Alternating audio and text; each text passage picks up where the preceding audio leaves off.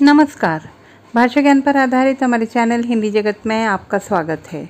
आज हम आपके लिए लेकर आए हैं कक्षा 10वीं की पाठ्यपुस्तक क्षितिज के काव्यखंड से पाठ 2 तुलसीदास के प्रश्नोत्तर। पाठ्यपुस्तक के प्रश्नोत्तर के अतिरिक्त कुछ अन्य महत्वपूर्ण परीक्षा उपयोगी प्रश्नोत्तर भी यहाँ दिए गए हैं। आइए प्रारंभ करते हैं पाठ्यपुस्तक के प्रश्नोत्तर से। प्रश्न 1, परशुराम के क्रोध करने पर लक्ष्मण ने धनुष के टूट जाने के लिए कौन कौन से तर्क दिए?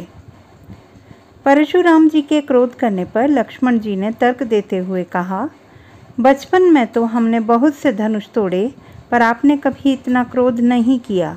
इस धनुष विशेष पर आपकी इतनी ममता क्यों है?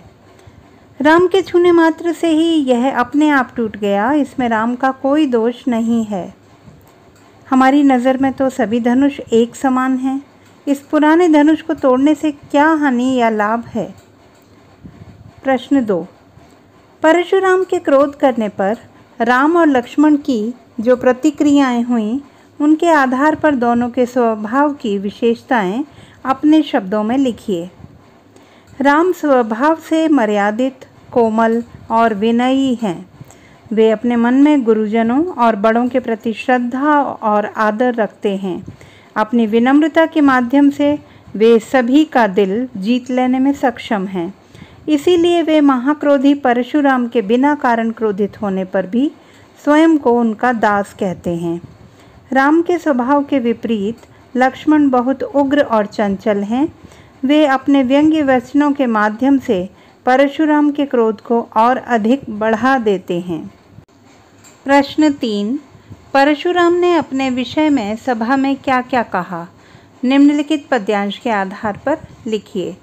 बाल ब्रह्मचारी अति कोही, विश्व विदित क्षत्रिय कुलद्रोही, भुजबल भूमि भूप बिनु कीन्ही, विपुल बार महिदेवन दीनी, सहस बाहु भुज छेद निहारा, परसु बिलोक महीप कुमारा, मातु पितहि जनि सोच बस, करसी महीस किशोर, गर्भन के अर्भक दलन, परसु मोर अति घोर। उत्तर, अपने बारे में बताते हुए परशुराम जी ने कहा, मैं बाल ब्रह्मचारी एवं अत्यधिक क्रोधी स्वभाव का हूँ। यह सारा संसार जानता है कि मैं क्षत्रियों के कुल का नाश करने वाला हूँ। मैंने अनेक बार अपनी भुजाओं के बल पर धरती को नृप विहीन करके उनकी भूमि को ब्राह्मणों को दान में दे दिया है। मेरा यह फरसा अत्यंत भयानक है। इसने सहस्त्र बाहु जैसे राजा को भी मार गिराया है। मैं तो केवल तुम्हारे माता पिता के विषय में सोचकर ही अब तक छोड़ रहा हूँ, अन्यथा मेरा यह फरसा गर्भ में पल रहे बच्चों का भी नाश करने में सक्षम है। प्रश्न 4, लक्ष्मण ने वीर योद्धा की क्या क्या विशेषताएं बताईं? वीर योद्धा की विशेषताएं बताते हुए लक्ष्मण ने कहा कि शूरवीर धैर्यवान होता है, वह युद्ध में अपनी वीरता का प्रदर्शन करता है, वह स्वयं अपने मुंह से अपनी प्रशंसा नहीं करता। प्रश्न 5, साहस और शक्ति के साथ विनम्रता हो तो बेहतर है। इस कथन पर अपने विचार लिखिए। यह सत्य है कि साहस और शक्ति विनम्रता के साथ ही उचित प्रतीत होते हैं। शक्तिशाली होने पर व्यक्ति अहंकारी, उद्दंड, कठोर एवं निरंकुश हो जाता है। वह अमर्यादित होते हुए अपने बल का दुरुपयोग करने लगता है। विनम्रता के मेल से वह न केवल स्वयं को मर्यादित रखता है, बल्कि समाज के हित हेतु अपने बल का सदुपयोग भी करता है। उदाहरण स्वरूप परशुराम अपने बल के घमंड में राजसभा में अपने बल के विषय में बढ़ चढ़कर बातें करते हैं, फलस्वरूप हंसी का पात्र बनते हैं। इसी तरह लक्ष्मण भी अपने बल के दंभ में उद्दंड और कठोर होते चले जाते हैं, जिसके कारण सभाजन उसके विरुद्ध हो जाते हैं। दूसरी ओर श्री राम अपनी शक्ति के साथ विनम्रता का परिचय देते हुए स्थिति को संभाल लेते हैं और सबका हृदय जीत लेते हैं। प्रश्न 6, भाव स्पष्ट कीजिए। बिहसी लखन बोले मृदुबानी, अहो मुनि सुमहाभटमानी, पुनि पुनि मोहि देखाव कुठारु, चहत उड़ावन फूंकी पहारू। उत्तर। लक्ष्मण हंसकर कोमल वाणी में परशुराम से बोले कि हे मुनिश्रेष्ठ, आप तो माने हुए महायोद्धा निकले। आप बार बार मुझे अपना फरसा इस प्रकार दिखा रहे हैं मानो फूंक मारकर पहाड़ उड़ा देंगे। तात्पर्य यह है कि परशुराम अपनी वीरता का व्यर्थ बखान कर रहे हैं। ख। यहाँ कुम्हड़ बतिया को नाही, जे तर्जनी देखी मरी जाही, देखी कुठारु सरासन बाना, मैं कछु कहा सहित अभिमाना। कवि ने काव्य रूढ़ी के माध्यम से परशुराम के झूठे अभिमान की ओर इंगित किया है। समाज में व्याप्त मान्यता के अनुसार कुम्हड़े यानी कि कद्दू के फल की ओर तर्जनी उंगली से इशारा करने भर से वह नष्ट हो जाता है। लक्ष्मण जी कहते हैं कि वह कद्दू के समान कमज़ोर नहीं हैं जो उनकी धमकियों से भयभीत हो जाएं। उन्हें अस्त्र शस्त्र से युक्त देखकर एवं उन्हें योद्धा जानकर ही लक्ष्मण ने उनसे अभिमानपूर्वक बातें कही हैं। ग। गाधे सुनु कै हृदय हसी, मुनि ही हरियरे सूझ, आय मैं खांड न ऊख मय, अजहु न बूझ अबूझ। परशुराम की बड़ी बड़ी बातें सुनकर विश्वामित्र जी मन ही मन हंसते हैं कि मुनिवर को सब कुछ हरा ही हरा सूझ रहा है। कहने का तात्पर्य यह है कि जिस प्रकार सावन के अंधे को चारों ओर हरा ही हरा दिखाई देता है, वैसे ही विजय के मद में चूर व्यक्ति को सभी वीर योद्धा तुच्छ और निर्बल नजर आते हैं। वह अपने से ताकतवर शत्रु को पहचान कर भी नहीं पहचान पाता। इसी कारण परशुराम भी दोनों भाइयों की वीरता की अनदेखी कर उन्हें सामान्य योद्धा ही समझ रहे हैं। प्रश्न 7। पाठ के आधार पर तुलसी के भाषा सौंदर्य पर 10 पंक्तियाँ लिखिए। तुलसीदास रस सिद्ध कवि थे। उनकी काव्य भाषा रस की खान रही है। अवधी और ब्रज दोनों भाषाओं पर उनका समान अधिकार था। उन्होंने रामचरितमानस की रचना अवधी भाषा में तथा विनय पत्रिका और कवितावली की रचना ब्रज भाषा में की है। उस समय प्रचलित सभी काव्य रूपों को उनकी रचनाओं में देखा जा सकता है। उनकी रचनाओं में प्रबंध और मुक्तक दोनों प्रकार के काव्य का उत्कृष्ट रूप है। भाषा अलंकारों से सुसज्जित है तथा छंदों में मात्राओं के बंधन का पूरा निर्वाह हुआ है। प्रस्तुत अंश में संवादात्मक शैली में नाटकीयता के साथ साथ पद में गेयता का गुण विद्यमान है। ओज गुण एवं वीर रस से युक्त कविता की भाषा विषयानुरूप अर्थ गांभीर्य युक्त एवं प्रभावशाली है। प्रश्न 8। इस पूरे प्रसंग में व्यंग्य का अनूठा सौंदर्य है। उदाहरण के साथ स्पष्ट कीजिए। राम लक्ष्मण परशुराम संवाद में विशेष रूप से परशुराम लक्ष्मण संवाद मूल रूप से व्यंग्य का काव्य है और इसके सूत्रधार हैं लक्ष्मण। टूटे धनुष को देखकर परशुराम की प्रतिक्रिया स्वरूप लक्ष्मण कहते हैं कि बचपन में हमने ऐसे अनेक धनुष तोड़े हैं, तब किसी ने कोई क्रोध नहीं किया, फिर इसी धनुष पर इतनी ममता क्यों है। परशुराम जी द्वारा अपनी वीरता के बखान को सुनकर लक्ष्मण कहते हैं कि आप मानो फूंक मारकर पहाड़ उड़ा देना चाहते हैं। हम भी कोई कुम्हड़ बतिया नहीं हैं जो तर्जनी देखकर मुरझा जाएंगे। बार बार फरसा दिखाकर भयभीत करने का प्रयास करते परशुराम जी से लक्ष्मण जी कहते हैं कि आप यह धनुष बाण व्यर्थ ही धारण किए हुए हैं, क्योंकि आपका तो एक एक शब्द भी करोड़ों वज्रों के समान है।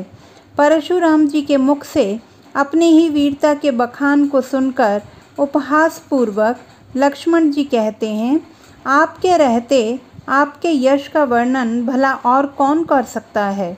आपके शील को तो पूरा संसार जानता है, पर आप केवल घर में ही शूरवीर बने फिरते हैं। लगता है आपका किसी योद्धा से पाला नहीं पड़ा। प्रश्न 9। निम्नलिखित पंक्तियों में प्रयुक्त अलंकार पहचान कर लिखिए। बालक को बोली बधो नहीं तो ही। उत्तर ब और ह की आवृत्ति के कारण अनुप्रास अलंकार है। प्रश्न ख। कोटि कुलिस सम वचन तुम्हारा। कोटि कुलिस यानी वज्र के समान वचन में उपमा एवं क वर्ण की आवृत्ति से अनुप्रास अलंकार है। प्रश्न ख। तुम तो कालु हाँकु जनुलावा, बार बार मोहि लागी बुलावा। तुम मानो काल को हाँक कर ला रहे हो। उत्प्रेक्षा अलंकार। बार बार में पुनरुक्ति प्रकाश अलंकार का प्रयोग किया गया है। घ प्रश्न। लखन उतर आहुति सरिस, भृगुवर कोप कृसानु। बढ़त देखी जल सम वचन, बोले रघुकुल भानु। लखन उतर आहुति सरिस में उपमा अलंकार का प्रयोग किया गया है। जल सम वचन यानी जल के समान वचन, यहाँ भी उपमा अलंकार है। भृगुवर कोप कृसानु, क्रोध रूपी अग्नि, यहाँ रूपक अलंकार का प्रयोग किया गया है। आइए अब देखते हैं रचना और अभिव्यक्ति पर आधारित प्रश्न। सामाजिक जीवन में क्रोध की बराबर ज़रूरत पड़ती है। यदि क्रोध न हो तो मनुष्य दूसरों के द्वारा पहुँचाए जाने वाले बहुत से कष्टों की चिर निवृत्ति का उपाय ही न कर सके। आचार्य रामचंद्र शुक्ल जी का यह कथन इस बात की पुष्टि करता है कि क्रोध हमेशा नकारात्मक भाव लिए नहीं होता, बल्कि कभी कभी सकारात्मक भी होता है। इसके पक्ष या विपक्ष में अपना मत प्रकट कीजिए। उत्तर। पक्ष में विचार। क्रोध केवल नकारात्मक भाव नहीं है, वह विध्वंस करता है तो निर्माण का कार्य भी करता है। आत्मसम्मान की रक्षा एवं अत्याचार से निवारण हेतु क्रोध रक्षक की भूमिका निभाता है। वह स्वभाव से क्षत्रिय होता है, सिपाही होता है। समाज में दुराचारियों के समक्ष आपका शालीन आचरण उन्हें बढ़ावा ही देगा। वहाँ आपको क्रोध की आवश्यकता होगी। विपक्ष में विचार। क्रोध उद्दंड है, मर्यादाहीन है। वह व्यक्ति के सोचने समझने की क्षमता का नाश करता है, अतः क्रोध से बचना चाहिए। प्रश्न 11। अवधी भाषा आज किन किन क्षेत्रों में बोली जाती है? अवधी भाषा आजकल लखनऊ, इलाहाबाद, फैज़ाबाद, मिर्ज़ापुर, जौनपुर, फतेहपुर और आसपास के क्षेत्रों में बोली जाती है। आइए अब बात करते हैं कुछ परीक्षोपयोगी अन्य महत्वपूर्ण प्रश्नों की। प्रश्न 1। लक्ष्मण जी के अनुसार उनके कुल की परंपरा क्या थी और उसका निर्वाह उन्होंने कैसे किया? लक्ष्मण परशुराम संवाद पद्य के आधार पर उत्तर दीजिए। लक्ष्मण जी के अनुसार रघुकुल में हरिभक्त, गाय, ब्राह्मण और देवता पर हथियार नहीं उठाया करते। लक्ष्मण जी ने भी इस परंपरा का निर्वाह किया। उन्होंने परशुराम के उद्दंड व्यवहार के बावजूद उन पर हथियार नहीं उठाया। प्रश्न 2। परशुराम की स्वभावगत विशेषताओं पर प्रकाश डालिए। पाठ के आधार पर उत्तर दीजिए। परशुराम जी स्वभाव से बड़बोले एवं क्रोधी हैं। वे अपने आवेश पर नियंत्रण नहीं रख पाते और परिस्थितियों का ध्यान नहीं रख पाने के कारण वे हंसी का पात्र बन जाते हैं। राजा जनक की सभा में अपने गुरु शिवजी का धनुष टूटा देख वे बिना परिस्थिति जाने अत्यधिक उग्र हो उठे और राजाओं से भरी सभा में अपनी वीरता का गुणगान करते हुए लक्ष्मण के व्यंग्य बाणों का निशाना बने। प्रश्न 3। लक्ष्मण के किन तर्कों ने परशुराम के क्रोध की आग को भड़काया? लक्ष्मण ने परशुराम को अत्यधिक क्रोध में देखकर उनके लिए व्यंग्य वचनों का सहारा लिया था। उन्होंने उन्हें बड़बोला, अपनी प्रशंसा स्वयं करने वाला, व्यर्थ बड़ी बड़ी बातें करने वाला, फरसा दिखाकर डराने का प्रयास करने वाला आदि कहा। इससे परशुराम जी का क्रोध और भड़क उठा। वे शांत होने की बजाय और अधिक तिलमिला गए और इस तरह सभा भवन में बात बढ़ती चली गई। प्रश्न 4।